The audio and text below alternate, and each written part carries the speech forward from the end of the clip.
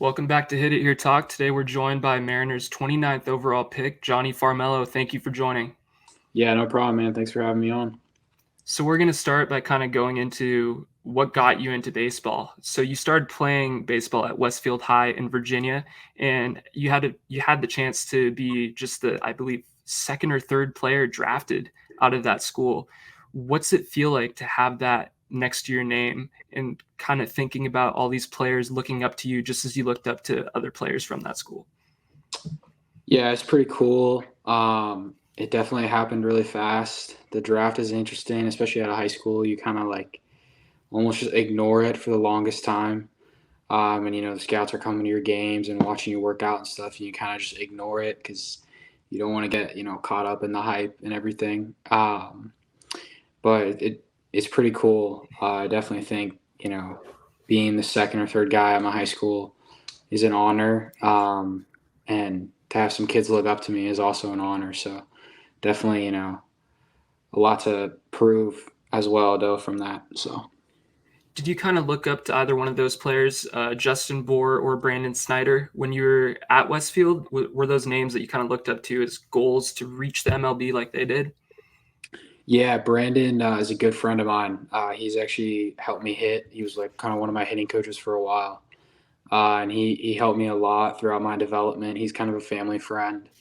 He's a great guy. So I think he was like the 13th or 14th overall pick in 2005, I want to say.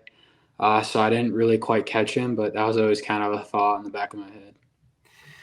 How much advice did you get from them about the draft process, Brandon Snyder, about the draft process and kind of learning about scouts watching you? Did you take any advice from them? Was there anything you learned in particular?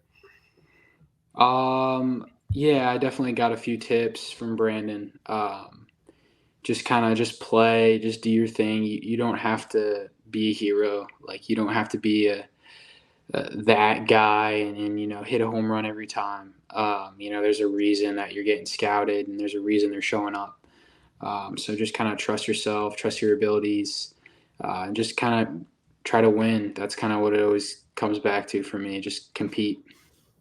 So you had a slightly different debut than the other two picks from this year's draft, where you didn't play in the regular season, but you debuted in the postseason. So for a lot of fans, there's that question mark of who is Jonny Farmelo? How would you describe yourself as a player? Yeah, I think I'm kind of a power speed threat in center field. I can kind of do a little bit of everything. I can steal bases, but I also have a little bit of pop, on a good day. Um, and I can play a pretty good defensive center field. So I think I'm kind of a dynamic athlete, but also have some of that skill that it takes to perform on the baseball field. So Yeah, I think they can expect a little bit of everything from me. for those who don't know, I believe you stole 56 bases in 48 games or something like that with Westfield in your career, which is crazy. Yeah. Do you kind of see yourself as that 2020 type player, if not more? Yeah, no, definitely. I think that's a big goal of mine is, to kind of like a Trey Turner, like a Cunha, kind of have both the power and the speed. But it'll take a lot of work for sure. Was there a moment in travel ball, high school, or just a showcase that stood out to you as a moment that kind of defined your career and showed you could play at the next level? Yeah, I went to a USA baseball event. It's called PDP, Player Development League, something like that. I think there's like 90 guys there. This was kind of going into my senior year of high school. Um, and I was with all the best players in the country. And actually, I was also with the two other kids that the Mariners drafted in the first round as well. And that's kind of where I kind of learned that I could hang with the best players in the country. I could be better than these kids. I can compete with these guys. So I think that was a big kind of turning point for me. You touched on having played with both Cole Emerson and Ty Pete. How cool is it to be drafted in that same draft class and just literal picks later for, I believe you and Ty Pete were back-to-back picks. So that's even cooler. Yep. Yeah, it's pretty cool. I think a lot of kids, that go out of high school in the draft, they're first or second rounders, and then the team kind of picks mostly college kids the rest of the way. So it's almost like you're kind of on your own. But like for us, we have each other. We're all, much different too. We're different personalities. We come from different places. So to have each other, it's really cool. It's fun. For everybody who's kind of played baseball, there's that role model in their life that's gotten them to this point. Who is that role model in your career to this point? Yeah. I don't really think I like have like a strict role model. Like on the baseball field, I don't really try and copy a lot of people or anything. I try and kind of just be myself. Um, but a player that I like and someone I kind of like studied a lot, I guess, is Bo Bichette. Just he's got a really cool swing. He's got cool hair. Seems like a good guy. So I guess that I hope that answers your question. Yeah, yeah. And actually, that's something not a lot of people might know about you. Is you actually played some infield before? Is that something that you think you might go back to down the road if the Mariners have that in your plan? Is that something you think you could still play, or is it outfield from here on out? I mean, yeah, I'm definitely open to it. I love playing infield. I'm not the best at it. So, I mean, if they would, if they recommended it, I would definitely be open to it. And I definitely think it's extremely valuable to be able to play all over the field. So, definitely something I would love to do in the future. Something I've noticed about you through social media and just in general is your faith looks to be very important to you both on the field and off the field. How would you describe that as how has that helped you as a player so far? Yeah, it's just like an extremely firm foundation for me. I think like this game and the failure in this game can break a lot of people. But for me, I know that Jesus died for my sins, and I know that God is real, and He's out there. So to have that foundation, it takes the pressure off, because I know that He has a plan for me, and whatever happens with me on the baseball field and off is a part of His plan, and so I can just kind of relax, and rest in that. So I think it's just a great thing to have. Absolutely. There's a lot of high highs that come with this sport, and there's also a lot of low lows. So it's important to For have that sure. faith there to really carry you and help you through all of those. Definitely. Let's take you back to draft day. So, what were the emotions running through your mind as you got that call that you're going to be drafted by the Seattle Mariners? It's pretty crazy. I had some calls earlier in the draft, so before I got called by the Mariners, I kind of knew that I probably wasn't going to go to college. Um, but I didn't know, like, I didn't expect to get picked by them that early. So getting that call was pretty crazy.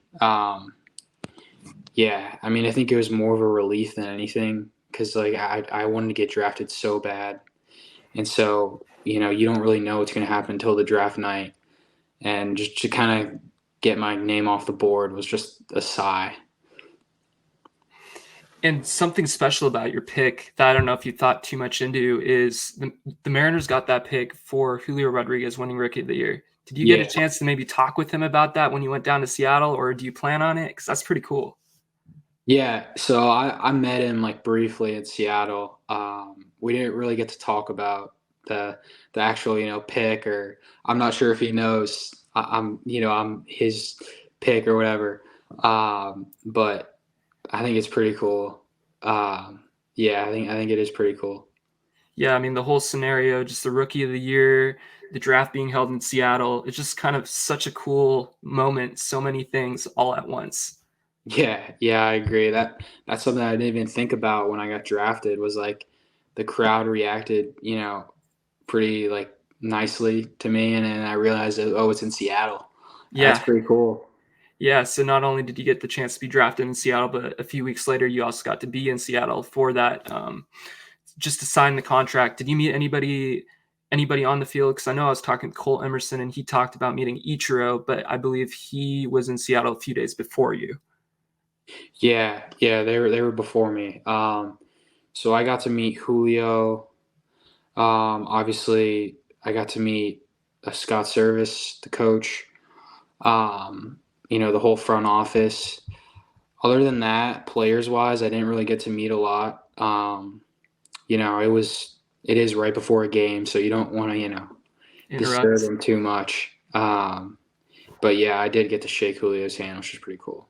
Yeah, that's really cool.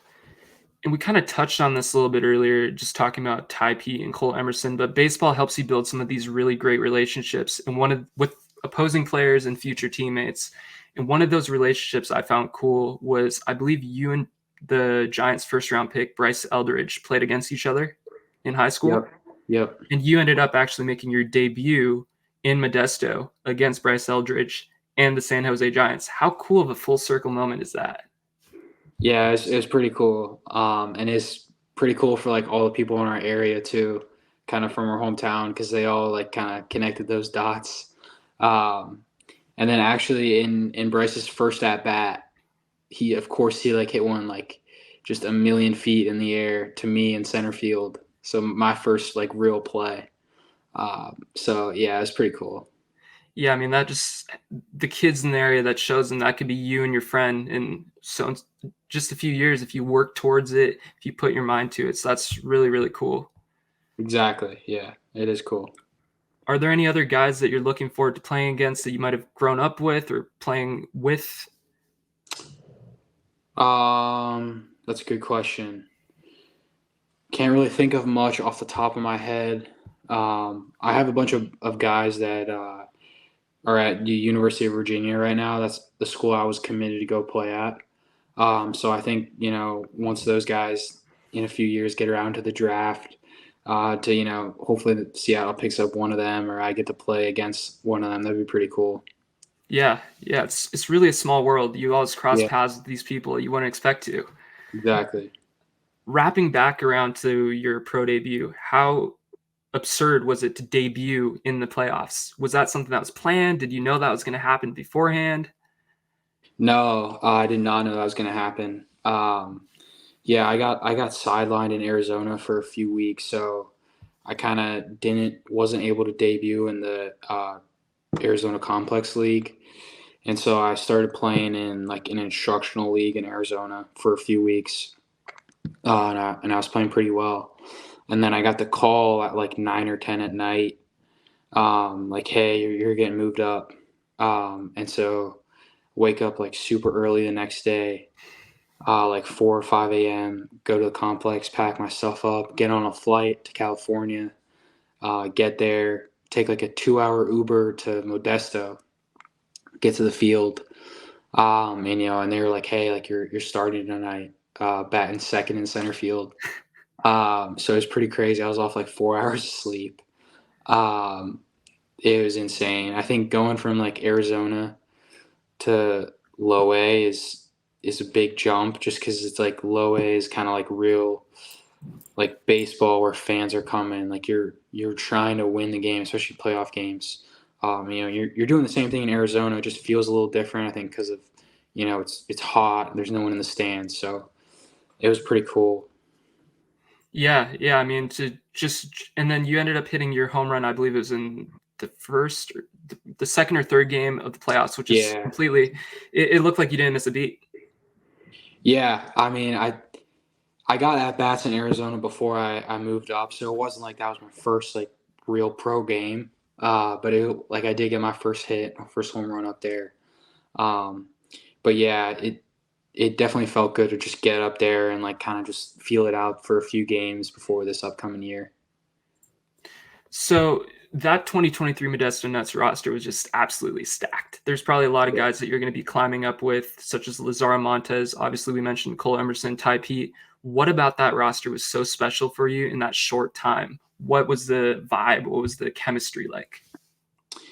Yeah, I think it was just like the blend of college and high school guys, and I think we all had really good chemistry because it was a lot of draft guys. We all kind of came out of the same draft, and it was really fun. Like the few games that I played, it was very relaxed. It was just kind of we were showing up to the field, and it was kind of like, hey, like everyone just do their job. Like at some point, we're probably gonna have a big inning. Like we're probably gonna score 8 or 9 runs tonight. That was just kind of the expectation, and that's kind of what happened every game that I played with them. Um, but it was a great vibe. Yeah, and to win your ring and the first year, it's just completely absurd. I don't think you could write it any better than that. First round pick and then winning a ring literally a few months later. It's just the Yeah. script is crazy. Yeah, I definitely think I got like a little bit of an inflated experience, like Yeah, don't you expect know, that. four or five, whatever, 5 games in low A and a ring and like playoff. They're all playoff games. Like the crowd's into it, uh, you know. So, but yeah, I'll take it. Looking up to like the next few levels, Everett, Arkansas, Tacoma, and obviously Seattle, are there any players in particular you're looking forward to sharing the field with and just kind of learning from them and getting some advice? Yeah. Obviously, the guys from our draft. Looking forward to being with them. I think, Cole Young's one of those guys that, obviously everyone knows how much success he's had. Got to meet him and hang out with him during like a strength camp we had this fall. So definitely it'll be fun to play with them or him. And then another guy, Bill Knight. He got up to Double A this year. Met him at the strength camp as well. Nice guy. So I'm looking forward to playing with those two guys. You talk about the camps. How important is that for the chemistry building with some of these guys that you don't play with already? So how important is it for you to really meet these guys before you play with them, get to know them, and just kind of get some advice from them?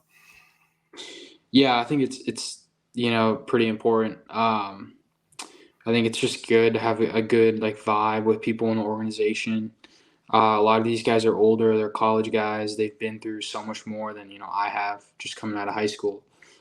So they can give you a lot of tips, and they have different routines that they do themselves, and you see them do that every day. So you learn from some guys. You may take one thing from one guy, another thing from another guy. But I think it's really important to have that. Makes it more of like a culture in the locker room, which is good. It also helps with the softer landing. Like if you're going to Modesto or something, going back to Modesto or going up to Everett, you know somebody there already. Exactly. Yeah, that's a great point. Switching to some fun topics, some more fun topics. Earlier last week, you had your first professional baseball card release. How crazy is that to see your face on a baseball card and be able to sign all those cards? Yeah, it's pretty crazy. I like the business part of all of it. Like if you play well or whatever, then your card goes up in value. So I think it's pretty cool. Yeah. Are there any players you're going to be collecting? Any of your teammates or anything like that? I'm not sure. I mean, I haven't really decided yet. I got a card store kind of near my house. I was like, contemplating whether I should go buy a rookie pack and just see what happens. Um, but yeah, I wasn't planning on like chasing my card or anything. But we'll see. I might change my mind. Yeah, I mean, it'll be out there for many, many more years. That's the cool thing about it. You'll just see it all Yeah, around. right, right. What are some of the hobbies that you're into in the off season? So, what's a Jonny Farmelo off season look like? Yeah, I mean, most of it's baseball. But out off the field, I like following the stock market, which is kind of like a weird thing that I've been, kind of doing for a while. I got into it in high school.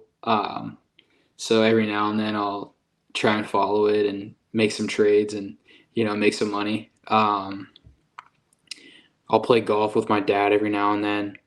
Um, but yeah, I think that's pretty much it. Maybe fish on a nice day. But I'm a pretty simple guy. But yeah. Out of curiosity, you mentioned that you got into stocks in high school. Was that kind of right around the time when like GameStop and everything was popular, all that stuff? Yeah, the short squeeze at Yeah, yeah, yeah, GameStop. Yeah. yeah. That was a fun time. Yeah. Yeah, it was. um, if you weren't doing baseball, what would you be doing as a profession? I'd definitely be fooling around with the stock market. Yeah. Yeah, it's fun. It's fun. Yeah, it is fun. It's fast. You get a little adrenaline rush. It's kind of like more like controlled gambling, I guess. Yeah, yeah. It's like professional gambling. Yeah. Yeah. There's a lot of kids who look up to somebody like you, you're young, you got drafted out of high school. That's kind of everybody's dream who's trying to go pro. What would your Yeah. advice be to them, just from a professional standpoint, and how do you tell them to just what are they going to expect? I guess. Yeah. I think you have to be extremely competitive with yourself and with other people. Like you have to be able to look at someone and maybe it's your friend, maybe not, but you have to be like, hey, like, this guy's good. I'm going to be better than this guy. I'm going to work harder than this guy. I'm going to beat him. Like you have to be really competitive. You don't want to be, a jerk or anything. But you have to be super competitive and you have to, do the same thing with yourself. You have to be really disciplined and try and kind of beat yourself every day. So, yeah, that'd be my advice. And it sounds like you're basically saying surround yourself with like-minded people. How important is it to surround yourself with those like-minded people? It's really important. I surrounded myself with that Bryce Eldridge kid, who went to the Giants, and he was always better than me in high school. I was always chasing him. I was always trying to be better than him, and I still am. He was picked higher than me, but we have a great relationship off the field. So I think that can really like change a lot of things for a kid. And looking forward to 2024 and just the years to come, what are some of your biggest goals? Yeah, I think my biggest goal is to stay healthy the whole year. Just stay on the field. If I'm not on the field, I'm not really valuable. Talk about that all the time. Um, Other than that, though, I think it's just execute my routine every day. I haven't really like laid down a lot of goals yet for the new year. Um, but I try not to like obsess over things that I can't really control. Like, oh, like I want to make it to high A, I want to make it to double A, whatever. Like of course I want to make it up as fast as I can, but I can't really control that. So yeah, I know that's kind of boring, but that's where I try and keep my head at. Yeah, and I think that's also a good thing to just kind of be simple, because if you're looking forward to like I deserve to be up in high, I deserve to be up in double A, you're gonna get lost in that and it's gonna kill your motivation or something like that. So Yeah, it's great to hear that. That's the great mindset to have. for sure. If you could take one element from any MLB player, past or present, so like skill set, speed, power, anything like that, what would you take and from who? It's a great question. I would probably take the power of Ortiz, David Ortiz. I think if I had his power and then kept my speed and kept my bat to ball, I think I might be okay. So yeah, Might be more than okay, might be unstoppable. yeah, I guess one of the final questions is if you can leave behind a legacy off the field, what would you want that legacy to be? yeah. I think it would be a legacy of faith. I just want to be a man of faith. I'm a big Christian, and I really do believe that it's real, and it really changed my life. So I think that's the legacy I want to leave, and I think through that I'm gonna hopefully be viewed as a good guy, a nice guy, someone who's humble and serves others. So yeah, that's the ultimate goal. And that's something I'll translate onto the field too. So I love to Definitely, hear yeah, that. yeah, appreciate that. Yeah. And I guess the final thing is what is the message you have for the Mariners fan base? What is something they can look forward to from you and all the younger guys coming up in the next few years? Yeah, I think they can look forward to really just strong farm. We got a lot of prospects. Like when I was with the low A team, looking around and our team, it's like I was just thinking like we're not supposed to be this good. This isn't regular. So I think the future is really bright in Seattle. And yeah, it's going to be fun. It'll be interesting to see where it goes. Perfect. And that wraps it up. Thank you for joining Yeah. us. I appreciate you, and I'm looking forward to seeing how you do in 2024. Yes, sir. Thank you. Thank you.